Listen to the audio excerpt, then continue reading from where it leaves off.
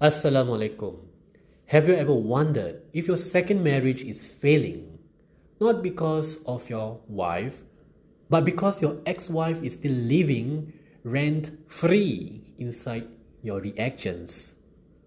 Most divorced Muslim men think they are afraid of being hurt again. They are actually not. They are afraid of relieving the pain they never healed from.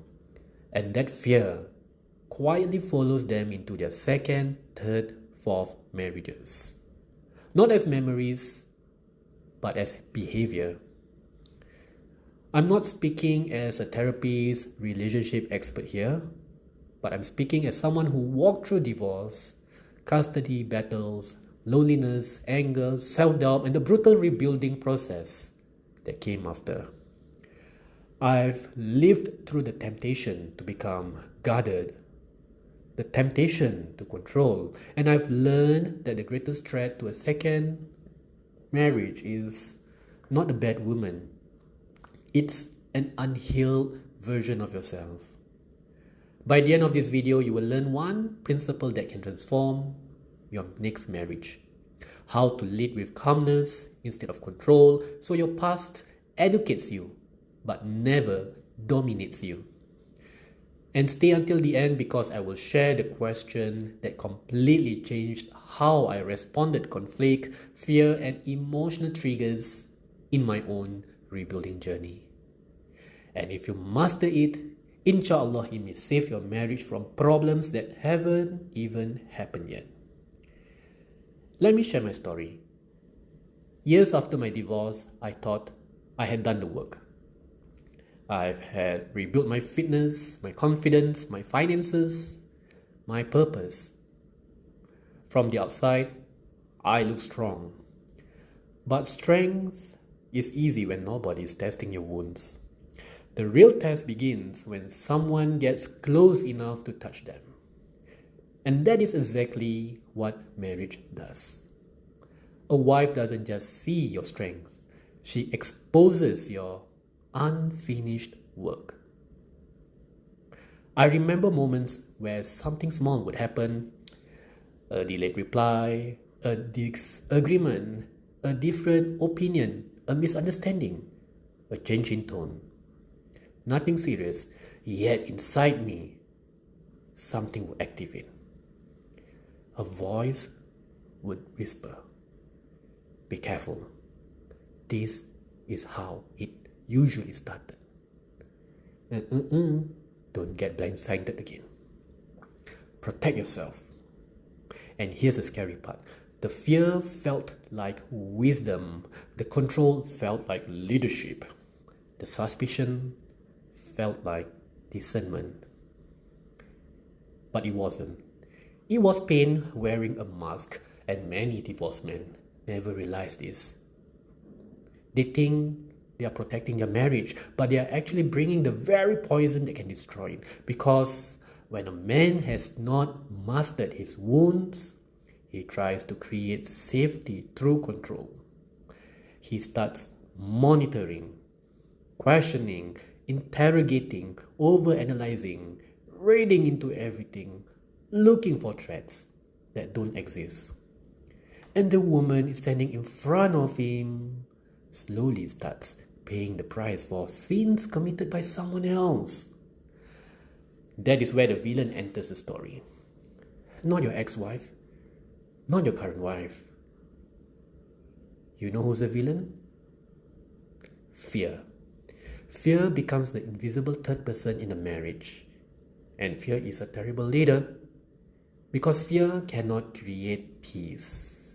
Fear only creates control. The breakthrough for me came when I realized something painful. Yep, my pain was valid, but my behavior was still my responsibility. That was hard to accept because pain wants permission, pain wants excuses, sympathy. But leadership demands accountability. I realized I could be hurt and still be wrong. I could be triggered and still be unfair. I could have reasons and still create damage. That changed everything because the moment I stopped asking, why am I feeling this? And started asking, what am I doing because of what I'm feeling? My leadership, marriage, relationships, my peace, all of them improved. And that's when I discovered the difference between control and calm leadership. This is how control sounds like. I need you to behave exactly how I want so I can feel safe. Calm leadership says, I know who I am, and I will respond with dignity no matter what happens. That difference changes everything because control tries to manage her. Calm leadership manages itself first. One creates fear, the other creates trust. One creates tension, the other creates safety. One demands compliance, the other earns respect. And here's what I learned. A wife does not need a husband who never gets upset. She needs a husband who remains just when he is upset. Look, anyone can be kind when things are easy. The real test is when she disagrees, when she is emotional, stressed, raises a concern about you. When she isn't at her best, can you still lead, still remain fair, still stay calm? Can you still hold your boundaries without becoming cruel? That is leadership. Not domination, intimidation. Leadership. So one day I started using a different approach whenever something bothered me. Instead of reacting, I slowed down. Instead of accusing, I observe. Instead of attacking, I communicated. Something as simple as, darling, earlier your tone felt sharp. Or, darling, I felt disrespected. Or, darling, I want us to speak respectfully. Or, can we restart this conversation? Notice the difference? There's no insults, punishment, emotional manipulation, no control. Just calm leadership. And the results were incredible, alhamdulillah. Conversations became shorter, arguments became healthier, trust became stronger. Peace at home became more common because calmness is not weakness. Calmness is strength under control. A weak man loses himself. A strong man manages himself. That is the difference. And this leads to the most important lesson of today's video. Your next marriage does not need a perfect man.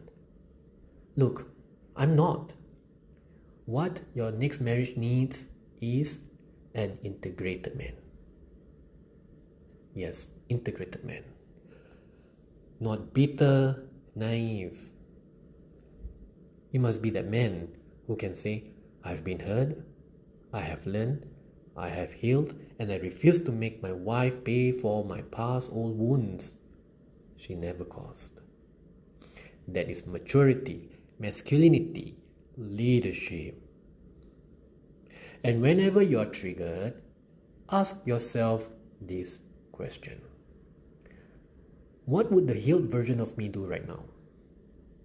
Not the angry, abandoned, betrayed, fearful version. Bring out the healed husband, leader. Bring out the healed version of a Muslim man who wants peace, not another war. That question has saved me from countless reactions I would have regretted, and it may do the same for you. So here's the lesson. Your pain is valid. but your behavior is still your responsibility. And leadership in the next marriage is not about controlling your wife, it's about controlling yourself. Because control may get compliance, but calm leadership earns trust. Control creates fear, it protects your wound. And calm leadership creates peace, protects your marriage. Isn't that what all of us want? If this resonated with you, download the Muslim Man Rebuild Playbook using the link in the description.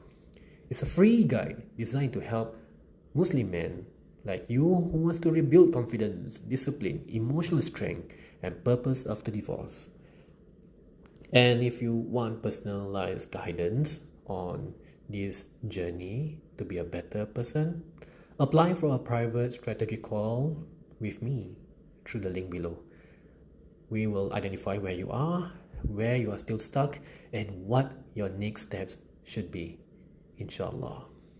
So remember this before we end this video. My past will educate me, not dominate me. My pain will humble me, not harden me. My leadership will create peace, not fear. My wife will experience my strength as safety, not control. If this video helped you, subscribe to the channel and comment below. Calm leadership earns trust. Or tell me where you have struggled most with bringing old wounds into new relationships. So until next time, lead with strength, wisdom, and rebuild with purpose. Assalamu alaikum.